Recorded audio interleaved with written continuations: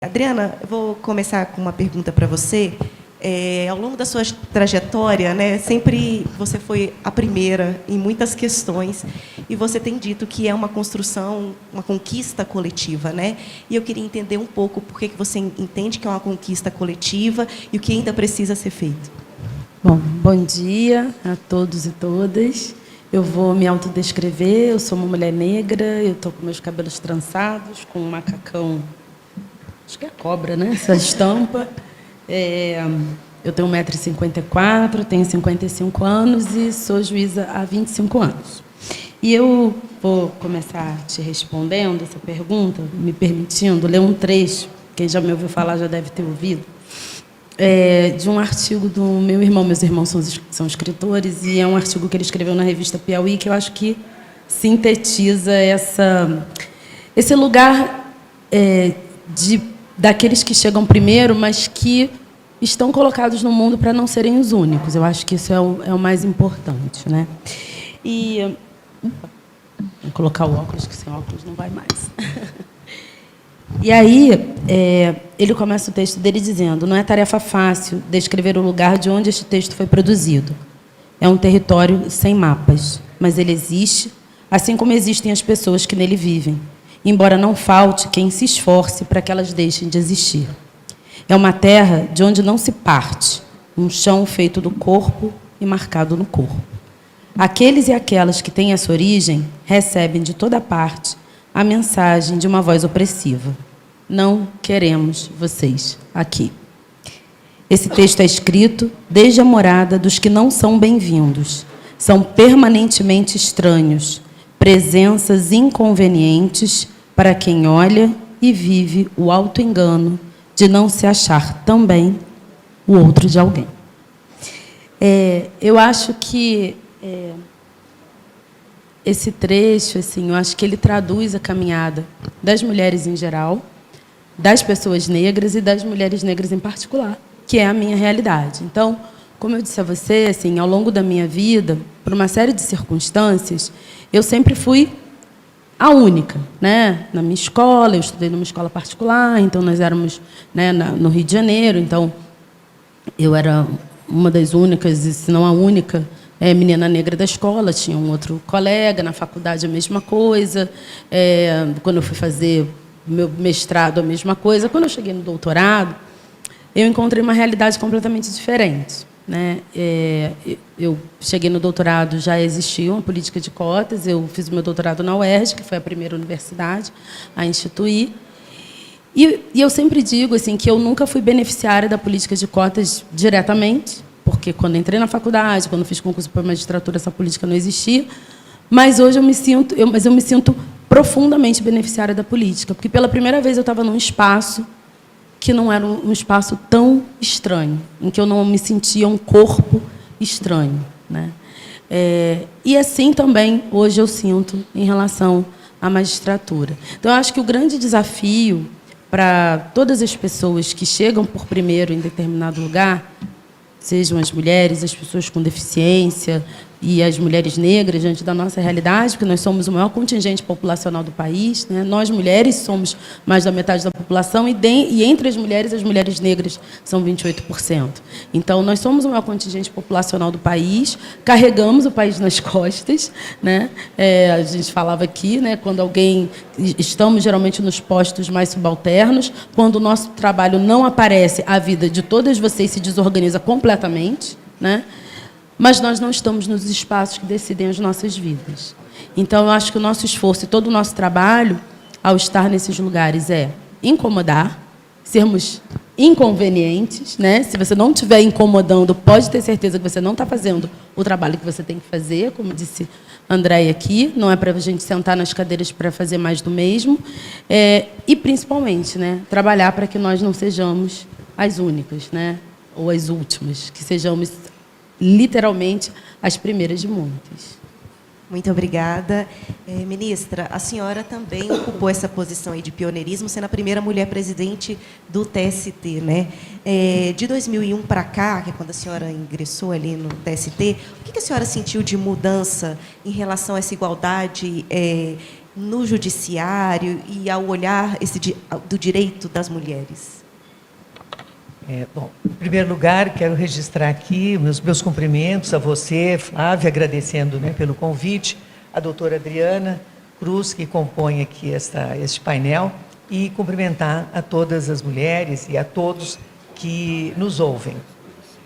Em relação ao tema, né, da discriminação e da luta das mulheres, eu posso dizer que eu sou de um tempo em que, quando iniciei, enfim, encaminhei a minha vida profissional, de um tempo em que era difícil para as mulheres, porque elas eram, nessa época, elas acumulavam, digamos assim, renúncias para conseguir certo sucesso profissional. Elas precisavam demonstrar que elas eram iguais aos homens. Então, era realmente um acúmulo de renúncias, porque, em nome do bom exercício profissional e do investimento profissional, se abria mão enfim, de aspectos pessoais da sua vida. Mas isso eu percebo que já foi alterado. E, felizmente, o tempo que nós vivemos hoje é um tempo em que, sob o aspecto formal, nós temos a igualdade de gênero, de raça, enfim, a igualdade em todas as suas esferas, em todos os seus desmembramentos, plenamente institucionalizada, quer no plano da legislação nacional, quer no plano da legislação internacional, dos tratados, das convenções, que asseguram esta equidade. E nós temos, no plano da regulamentação interna, e o CNJ tem sido efetivamente muito preocupado com este aspecto, né, de promover a implementação do princípio da igualdade, nós temos, no aspecto material, uma disciplina regulamentando de forma muito intensa em todos os aspectos, né, da vida profissional, se nós aqui estamos tratando disso, esse princípio da igualdade. Há uma série de resoluções, né, que efetivam esta política de valorização do trabalho da mulher. E o CNJ não só tem disciplinado, e especialmente a partir de 2018, né, e sob a presidência da ministra Carmen Lúcia, foi quando o CNJ tomou um impulso, né, na implementação destas políticas, né. Mais recentemente nós temos, né, o protocolo para julgamento com perspectiva de gênero, que é de 2021, né, e temos mais recentemente do ano de 2023 ou 2024, o protocolo para julgamento com perspectiva racial. E desde a resolução 255, que já foi substituída, que é de 2018 e que foi a pioneira na implantação, né, no âmbito do Poder Judiciário, né, da prioridade, digamos, da implementação deste princípio, né, e implementando, portanto, a igualdade material, garantindo nos julgamentos, enfim, na formação das equipes e em todas as áreas administrativa, judicial, garantindo a participação da mulher. E preocupando-se, inclusive, em esclarecer nessa implementação, com cursos às magistradas, aos magistrados, como nos julgar por meio destes protocolos, que são realmente exaustivos, como efetivamente combater, não é, a discriminação, a exclusão e implementar, né, a igualdade em todos os setores, quer judicial, quer administrativo. Então, hoje nós vivemos uma época que eu digo de até vigilância para saber se essas políticas públicas, se estas ferramentas hoje existentes estão sendo exercitadas. Eu acho que os tempos realmente são promissores se nós considerarmos. Mas, assim, para finalizar, e quando falo em fiscalização, isso é por quê? Porque nós ainda observamos hoje que as mulheres, se nós considerarmos especialmente a iniciativa privada e não só, né, no âmbito do poder judiciário, onde, como o ingresso é por concurso público, então isto efetivamente, né, é um mecanismo de eficiência, né, no combate a qualquer espécie de discriminação, mas o que nós observamos é que as mulheres, via de regra, no privado ainda têm uma remuneração preponderantemente mais baixa. E nós observamos que, quer no público, quer no privado, os postos mais elevados dentro da hierarquia são ocupados por homens. Às vezes as mulheres até nem querem, porque querem compatibilizar o seu horário também com atividades pessoais. Não é que a mulher nunca queira, né?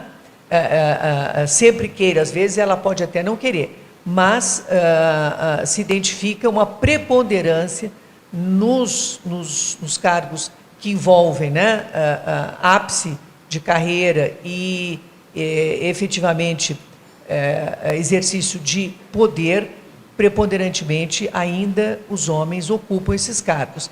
E nós temos também no plano do assédio moral e sexual como vítimas preponderantemente ainda mulheres, né? Não só no campo do trabalho, mas não é a minha área, mas eu também leio que na área criminal ainda, né, se busca combater, porque ainda existe, né, muita violência, inclusive, especialmente doméstica.